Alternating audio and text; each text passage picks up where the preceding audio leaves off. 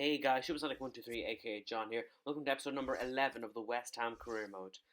Three games for you as per usual in today's episode, the first one of which takes place at the London Stadium in the third round of the Emirates FA Cup against Peterborough United as we take on the League One side in the third round of the oldest cup competition in the world. And as we do take on Peterborough United, we do play our second team for this game, as you see right here.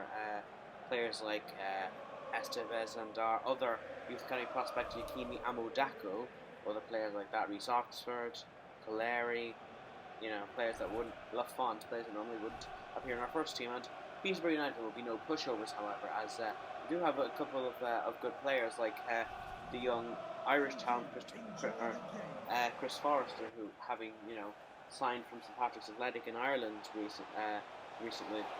To going to Peterborough. Anyway, Peterborough would have the first chance of the game, but they would force a good save from the teenager Alban Lafont. Following that, then we would have Peterborough would have another attack here with his man being played in there, Naby, and his shot will be hit the post. Then Pedrobiak will win the ball back off the Peterborough man, who would drive forward, slide the ball in towards Diafrasako, and Diafrasako would shoot, hit the post, and then Jonathan Kaleri would not be able to turn in the rebound as the goalkeeper Tyler gets it away for a corner. Very good reaction save from Tyler there, as he was just basically at his hands when Kaleri shot it, and it would be 0-0 at half time. Then into the second half, we would have another attack here. Sofian Figulia set through down the right hand side. He cuts inside. Plays the ball through towards Jonathan Kaleri, and Jonathan Kaleri finishes the ball past Tyler to make it West Ham United 1, Peterborough 0. Gives the lead in this FA Cup third round tie.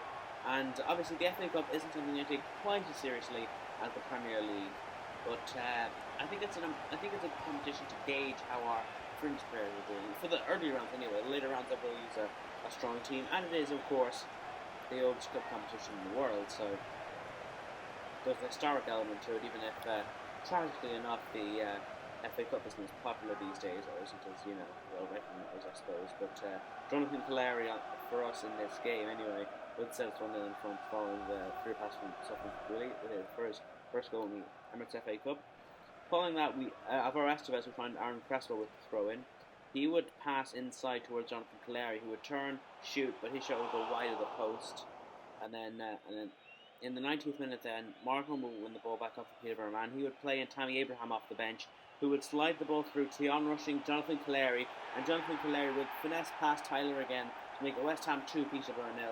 Just rolls it past the Peterborough goalkeeper and makes it 2-0 to the Hammers to secure our place in the fourth round of the FA Cup, as good vision there from Tammy Abraham, the young man, to find Jonathan Kaleri, and the man on loan from Deportivo Maldonado finishes with a plan. Although since Deportivo Maldonado aren't in FIFA, he's at to go permanently, kind of like Lanzini was in career mode last year, as he was on loan from Al Jazeera, and he signed permanently in the summer. So it finished 2-0 to West Ham United. Following that, then we received a transfer for Özcup. Having only signed him in the summer, we weren't looking to sell him, so we did reject this offer from Bayern Munich for £30 million. And we did disallow all future offers as well. Some player training here for Estevez and Amodako. Will either of these two players, or any other academy players for that matter, will they ever be good enough for the first team? Who knows? I'm planning on doing a minimum of 3 seasons with West Ham United. I'll possibly do more if you guys want me to, that is. And I'd say at the end of 3 seasons, Estevez will be...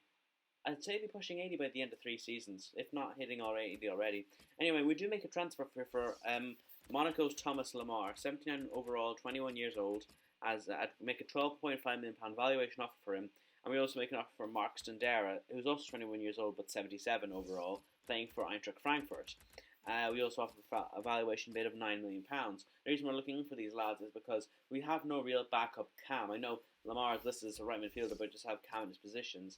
And our only other cam that can fill in for Manuel Lanzini is Edmilson Fernandez, and he's only 71 overall. So I want a quality backup for Manuel Lanzini to play in the position, obviously considering that Uchu Pyatt plays most of his games now on the left Welcome side. to you all to this and always intriguing game, but it might have Thomas Lamar element. and Mark Sendera are two very good options for our backup cam, as you guys can are welcome to comment on any of the transfer suggestions you have. I'm not short of money, so West Ham United's lineup just to is confirm, this. I'm anything Adrian but starts in short goal. of money David as Northgate things plays stand with Angelo at Ogbonna West Ham. in central And defence. this is And how at we the line up point for of today's attack, game against Crystal just one Palace at lone Bluebonnet striker. Stadium in the Premier League, as we look to extend our Well, when good you look run in at the this Premier lineup, League. it's almost We've got a unrecognisable from the couple last one of for wins on Crystal the board Palace. recently, and Steve we want Mandanda to starts in keep goal. that going, and Joe Ward hopefully, starts with Papu maybe, Suarez, the fullback. maybe Christian Benteke is climb the up the sole table a bit, striker and today. maybe push some of the top teams in the league. I'm not saying we need to win the league, but I am saying that we have a chance on finishing ahead of like fourth, basically, which is where we are in the league now. And I think we have a chance to climb up the table if we continue our good run of form. That's all I'm saying. Halfway through the season, I think we have more than enough chance to push on and get a better position this season.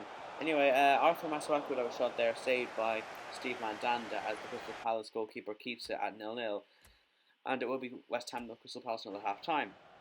Into the second half here, West Ham or Crystal Palace will come forward, but their attack will be halted as Mark Noble wins the ball back. Figueroa then finds Manuel Lanzini. He finds Mark Noble, and Mark Noble powers the ball into the bottom corner to make it West Ham 1, Crystal Palace 0 with 20 minutes remaining, and the captain Mark Noble set through by the West Ham man, and he just picks a spot and drills it into the bottom corner, following the ball from Figueroa and the ball from Lanzini, and he just finishes past the former Marseille man Steve Mandanda, and the French international has no chance there as Noble picks his spot and hammers into the bottom corner with the left foot as it is 1-0, and Noble would in fact win the game for us there as it would finish West Ham 1, Crystal Palace 0. Following that, Sam Byron was injured in that game and he'll be out for 3 weeks, after which he's right back, of course. Some more player training following that game for the three men, Lafond, Estevez and Amadako. And then following that training session, we'd be informed that Lewis Page is returning from loan from Coventry City, but we'd also get a transfer offer for Jonathan Calleri, which we rejected. We don't disallow future offers, but we reject it because I'm not too sure about Jonathan Calleri. I mean, the reason he has on loan at West Ham is because they don't know about him. Basically, they want a bit of quality assurance, and meaning that if he's no good, they can send him back next year, basically, or they can not go back in for him when his loan expires. And so anyway, Marseille and Frankfurt, or no, not Marseille, Monaco and Frankfurt both reject our bids for Lamar and Stendera respectively, saying that we need to increase more money. So we increase our Lamar bid to £50 million and Stendera bid to £12.5 million. And then we get transfer offers here for Michael Antonio, which we reject all offers, disallow future offers, and Adrian, which he also, I believe we did the same thing, as we're not looking to sell our number one goalkeeper at the moment. Following that then, but Monaco would accept our £50 million offer for Thomas Lamar, but also Winston Reid does return to injury. He's not going to feature in the last game of today's episode, which is in the Riverside Stadium against Middlesbrough, because he wasn't fully fit. He still had the little band-aid next to his name, so I didn't really feel comfortable playing him in those conditions. So he will return in the next episode though, as he will be fully fit by then. And as you see, the draw is made. We do face Manchester United away in the next round of the FA Cup. And Frankfurt also accepted £12.5 million offer from Mark Stendera. But we did go into contract negotiations with Stendera for the moment because I prefer Thomas Lamar. He's higher rated at the same age, and he can also play on the wings as well. I think he can play on both wings as far as I'm aware. So he's a very versatile player. He'd be a great utility player to have, more or less. And following that then, we have this game against Middlesbrough at the Riverside Stadium. Well, their last game they won at home. And we would take on the T-Siders. What we've got in this game, Alan, is a visiting team that won't be fazed by the atmosphere in this ground because they know they can defend. No, I think the home side will have to produce something special to break through this defence. If you guys haven't noticed, I've been switching the commentary on to a very small amount for the game's intro, and then turning it off before I start the game. For a good while now, 2 or 3 episodes I'd say, looking for one of those graphics that says something, and I want Callum to go over it. I think there's something interesting for you guys. Comment if you want me to continue doing this, or if you don't want to continue doing this, and I'll take your guys' suggestion into consideration. I'll continue doing it for the time being, because again, I haven't got any word that you don't like it, and that's the first time it's actually happened, so I did keep quiet more or less for for that. Anyway, Andre Ayew would have a shot saved by Victor Valdez, and following that, Fabio from Man United fullback would receive a yellow card. From the resulting corner, then it would be swung in by Dimitri Payet. Be headed towards goal. It would be saved by Victor Valdez. Gas Ramirez would try and break, but the play would be held up by Northfight. He would find Ojikup, played into Antonio, back to Ojikup. He would play the ball around to Manuel Lanzini. His shot would be saved, but Angelo Ogbonna was on hand to lash the ball into the top corner to make it Middlesbrough 0, West Ham 1 in the most spectacular fashion. I don't know why, he must have saved up from the corner, but Lanzini was played in here, the league's top scorer, saved by Victor Valdez, and it just fell perfectly to Ogbonna. I don't know why he stayed up from the corner, but I'm glad he did, because it means that we do take the lead here against Middlesbrough at the Riverside Stadium. Following that, then Middlesbrough would retaliate here as the winger Stuart Downing gets the ball into the box, so and it's headed into the back net by Alvaro Negredo, between Manchester City and Valencia, the man on loan from Valencia, as he makes it 1-1 as equalises for the Teessiders. It's just chipped into the box by Stuart Downing, and it's headed downwards towards goal by Alvaro Negredo, and I really think Adrian should have done better there against his fellow Spaniard, as Negredo makes it 1-1. I was really disappointed there, to be honest, that was allowed to find the back of the net, but regardless, it would be Middlesbrough 1, West Ham 1 at half time. Into the second half, we would try and get ourselves back in front with Lanzini playing in Andre Ayew. He would slide the ball towards Lanzini, who would shoot and hit the post, with Victor Valdez collecting the rebound. Following that, we would again try and find ourselves a lead here with Lanzini playing in Andre Ayew, who would go past the defender, shoot wide of the post, as Andre Ayew comes a few meters, just not even a metre away from putting us level there, as it goes just beyond the post. And then Lanzini would find Mark Noble, who would play the ball around to Go Cantor off the bench, but his shot would be finessed, would be wide of the post. So, despite all our dominance in the games, particularly in the second half, we would still have to be settled for a pointer at the Riverside Stadium, as it just finished Middlesbrough 1, West Ham 1. So Thomas Lamar does accept his contract, so he does join West Ham for £15 million, and I think that's a very good deal there. £15 million for one of the hottest prospects in the game.